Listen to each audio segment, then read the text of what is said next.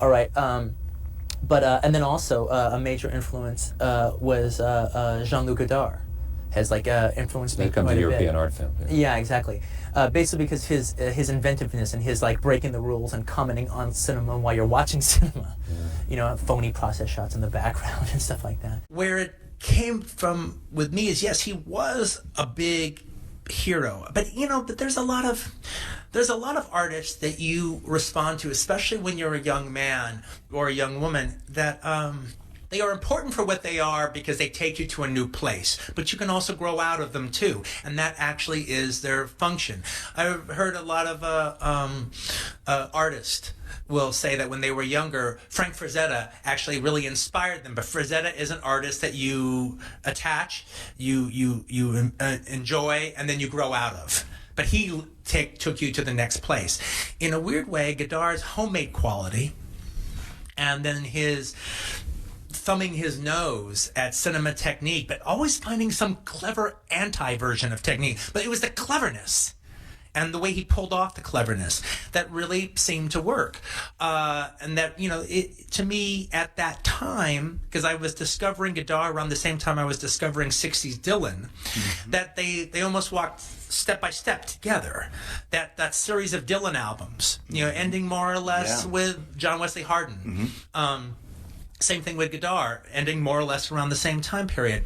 They showed you something. They took you on an aesthetic. I'm not really a big fan of Jean-Luc Godard anymore. I think Godard is you kind of you get into him for a while, and he's like your hero for a little bit, and then you kind of outgrow him. I think that's kind of what Godard is for at least for me anyway, as a filmmaker. I'm not trying to be disrespectful. I just think I've outgrown him. Godard was so influential to me at the beginning of my aesthetic as a director, of wanting to be a director. His kind of lack of complete any type of film style, just wanting to make movies for love of it. Godard is the one who taught me the fun and the freedom and the joy of breaking rules, and just fucking around with the entire medium. Also, you felt the film critic. Yes. At work, and I'm coming at it from a film critic kind of way. So there was this voice to it, but as time went on, I actually realized that it was Pauline Kael's review of Band Apart, or aka Band of Outsiders, that I responded to even more than the movies. And it turned a light on to me, because I remember there was at the Fox Venice, they had a big Godard festival. Oh, God, yes. And I went for the whole week, just seeing one after, and I didn't even know I was going to like them. It was literally an idea. It was look, everyone keeps talking about how good this guy is. Let me give it a chance and give myself overture. I'm going to go at least 2 nights in a row and just see what happens. And then so I ended up seeing Breathless and La Petite Soledad, his second film, and then I think Band of Outsiders and Vis-a-Vis. Well, those were 4 good ones to watch. And I didn't even like Weekend by the time I got to the end of it. Right. By the end of that week. But I really, really liked Band Apart in particular. Really kind of grabbed me. But again, one of the things that grabbed me is I almost felt I could have done that. I could have attached a camera to the back of a convertible and had just somebody drive around Venice Boulevard if I wanted to. All right, or the Sunset Junction. I could have done that.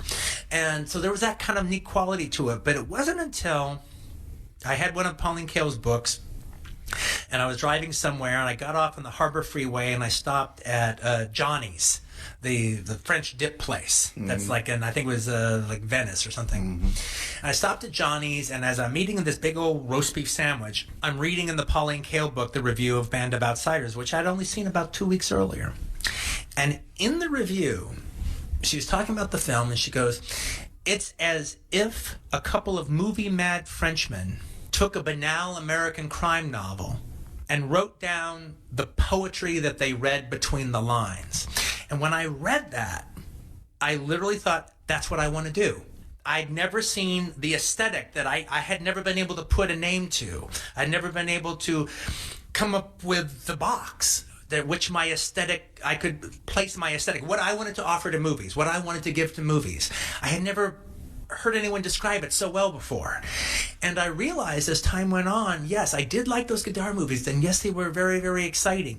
But frankly, it was Pauline Kael's appreciation of them that actually inspired me even more than the movies. Well, oddly enough, I mean, what I don't kind of agree with you, of all the directors that had a period of time and then kind of went past that period of time, then there's that other work that they did. Right.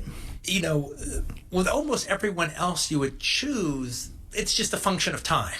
They had their creative moment, and then, and like, especially if you're talking about Hollywood directors. Yeah. They had their moment, but by that time they have 2 ex-wives, and the kids, they have to go to private school, and they got to pay for the second house, and well, I'll do this movie because a big star wants to work with me, and that's a good thing to work with that big star, and the script's not so bad, and it's that kind of function that ends up happening, and all of a sudden they're not living to work, they're working to live. Godard, I think, would laugh at your presumption that, oh, that was his period, then after. Well, no. He would laugh at that, yes. He would absolutely laugh at that. No, he got into his political diatribes that he did with the lady whose name I can't remember, they co-directed a bunch of movies in that period with. All right, and Ed, I even perversely liked Sympathy of the Devil when I first eventually saw it. I actually did too, but that's much closer to the period. Both the political polemic, which I didn't understand, but kind of enjoyed the fact that he went for it, and even the idea that you never hear Sympathy of the Devil played all the way through from beginning to end, which is almost a Godardian frustration of not giving the audience what they want. He would, I think, laugh at us for he took sugar out of his cinema, and and we want candy, and he's not giving us candy anymore. All right. While I say I've outgrown Godard, I haven't outgrown Pauline Kael's reviews of Godard.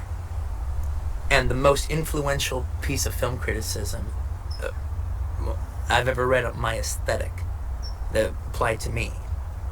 Very young. I remember reading it at Philippe's, that French sandwich place. All right, I had one of Pauline Kael's books, and I'm reading her review of Band of Outsiders, also known as Band Apart, which I named my company after. She's reviewing Godard's movie, and she says, it's as if a couple of movie crazy young Frenchmen were in a coffee house, all right, and they've taken a banal American crime novel and they're making a movie out of it based not on the novel but on the poetry that they read between the lines. And when I read that, I was like, that's my aesthetic. That's what I want to do. That is what I want to achieve. But I consider Godard to be to cinema what Bob Dylan was to music.